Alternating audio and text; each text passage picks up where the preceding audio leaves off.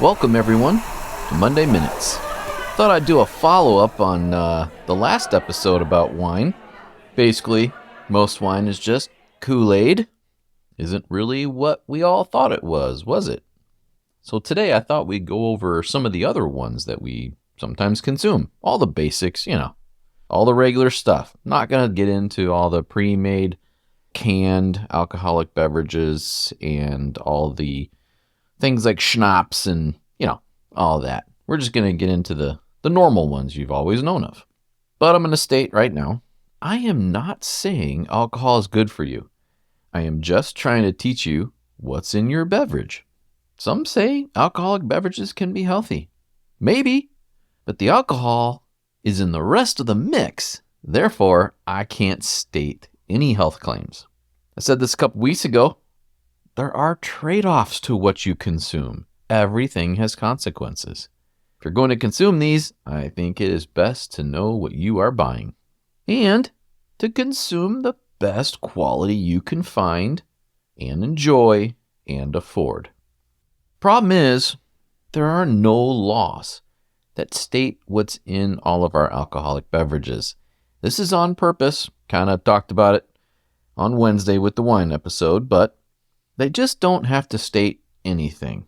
Now, the types of alcohol products, where they're grown, sometimes those organizations or governments will create standards that they have to abide by, and those growers do just that. It's hard for us to know if they are abiding or not. And you see here in America, the U.S. Treasury Department actually regulates alcohol, which means since they are the ones that collect taxes, why are they in charge of alcohol? I'll let you figure that one out. So the first thing that they seem to all be using, except for gin and vodka, is caramel coloring. Well, we know that causes cancer. Right there, no go. You see, they use it for consistency to make sure that all the barrels or whatever they're making is consistently the same color all the time, either in the one batch or next year or 10 years from now, all that kind of thing. So you think, wow, look how dark that beverage is. It must be aged longer. Probably not. Most likely they added caramel coloring. They also use fake oak products like I talked about in the wine episode to make it seem like it's older than it really is.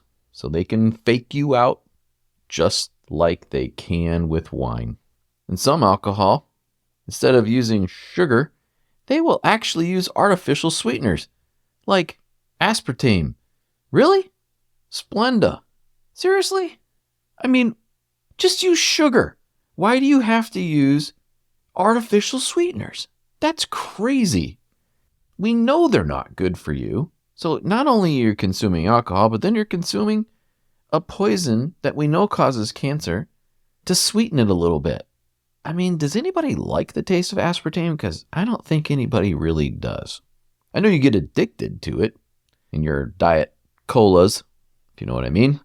So then you have chemicals that are in the grains or the plants that they grew in order to make these alcohols. So you've got all of their pesticides, insecticides, herbicides, and God knows what is also in there. Then you have GMO yeast that they could be using. Not everybody does, but I guarantee you most of them do, and especially the big players. They absolutely do. Then you have your water quality. Are they using city water? Or are they filtering their water? Are they using spring water? That matters. All right, let's get into them. Tequila. What's in it? All right, you ready? There's only 4 things allowed in tequila: caramel coloring, oak, glycerin, and sugar. They can't call it tequila if they use anything more than those 4. Eric, why would they even need to add those things? Well, you see, really good tequila uses agave plants that are 7 to 10 years old before they harvest them. Others need to harvest earlier, let's say 4 years, something like that. Those agave plants have not created enough sugar, so therefore they have to add sugar. And then they can't age it as long because it's selling like crazy because of their marketing. And so they've got to use caramel coloring. Then, because they can't age it properly or grow the agave long enough, they have to add glycerin and sugar for mouthfeel and flavor. Yes, they're making fake tequila and you're buying it and you're spending good money on it. Most of these would be brands that are large. They're celebrity brands. There's lots of marketing behind them. Small growers making beautiful tequila don't have the money. They just don't have the resources. By the way, there's a website called Tequila Matchmaking. They have a list of all the additive-free tequila. That'll let you know if it's real or not. And you'll find your brand on there might be not what you thought it was. Here's 3 really high-quality tequilas. Fortaleza, Fortaleza, El Tesoro, Eltesoro, and Cascanes, Cazcanes. Now, they're a little bit on the pricier side, the 70 to 130 range. But those aren't the ones you're going to get drunk off of and sit down and knock out a bottle. You're going to sip a glass and that's it, just to enjoy the experience of real tequila.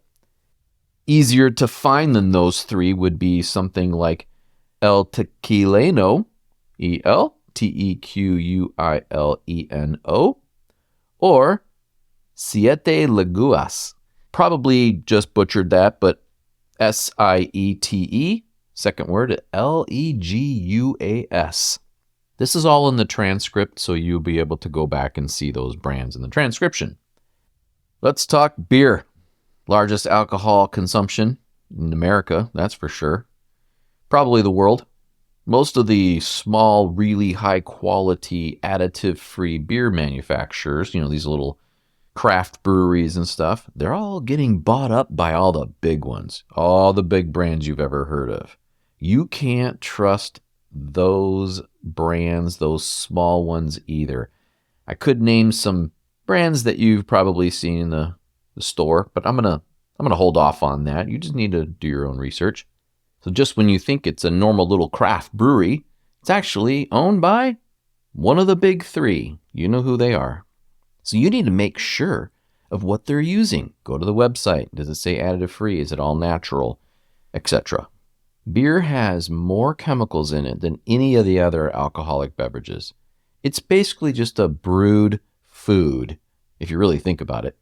And now, with all this stuff they're adding to the brewing process, from flavors to fruit to, whatever, who knows what's in that stuff any longer? Are they using sugar? Absolutely. Lots of corn syrup, lots of weird flavorings, and it's just, I'm telling you right now, beer is not what you think it is unless you know what that company is producing.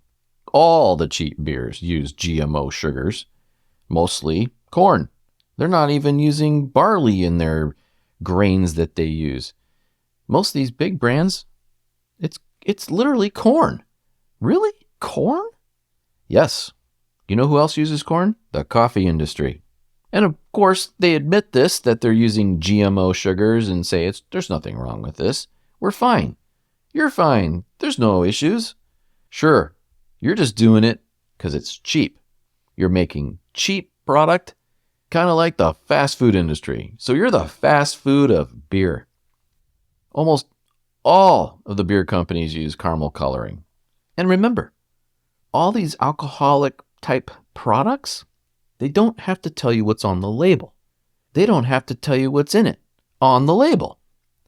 Then you have some of the best beers in the world. That would be German. Some say German beers don't give you a hangover. I would say maybe, possibly. Very few chemicals, very few basic ingredients. It has to be yeast, water, and barley. That's it. That is what Germans call beer. Organic, at least they're growing the grains cleanly. They're using clean water. They're not using GMO yeast. But of course, you have to verify that with them or on their website. Beer is very similar to wine. You see, it uses very common ingredients. Things like colorings and sugar and anti-foaming agents, clarifiers. But they also use things that wine doesn't use. Did you know there's MSG in a lot of beer? Oh yeah. Did you know there's antifreeze? You know, the stuff that's in your car's engine to keep it from overheating? Yes. There are more chemicals than even there is in wine. You gotta know your beer, unless you just don't care. Then you have whiskey. There is only one whiskey that's clean. It's American, and it will say on the label, straight whiskey. If it says anything other than straight whiskey, it has additives. So, straight whiskey would probably have, chemicals from the water they're using or chemicals from the grains that were grown. Maybe even the yeast. Is it GMO? Who knows? I'm sure some of the larger brands that make whiskey are using GMO yeast. But basically, US-made whiskey that says straight whiskey is probably your cleanest option. I can't find any other countries that have whiskey standards to such a level. Irish whiskey has additives.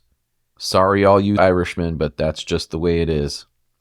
Even Scotch, there's no guarantee. That really expensive Scotch, you do not know if they've added anything. Even if it was 50 years ago, they could have added stuff. And most of those are blended. Oh no, Eric, you don't understand. I only buy single malt. That doesn't mean anything.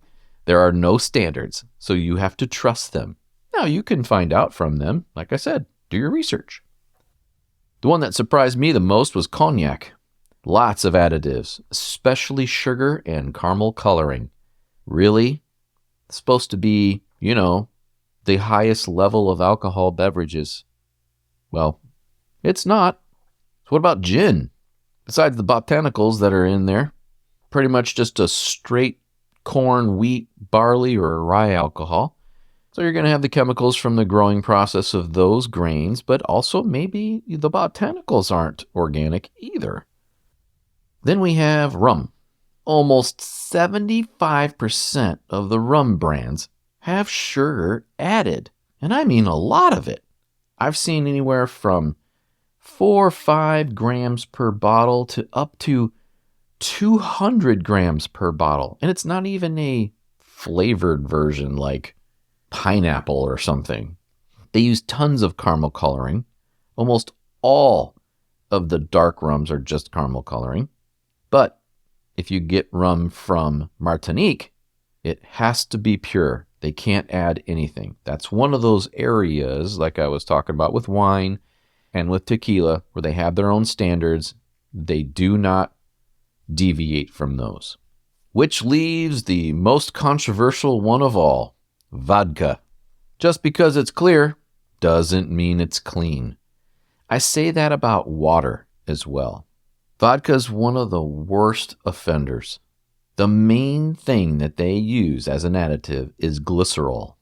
Glycerol is sugar. Why do they use it, Eric? Well, because it creates mouthfeel, and it helps to hide the burn in your throat and your mouth. Sometimes it can help mask just not good vodka. So when they say, just do vodka, it's the lowest calories and lowest in sugar.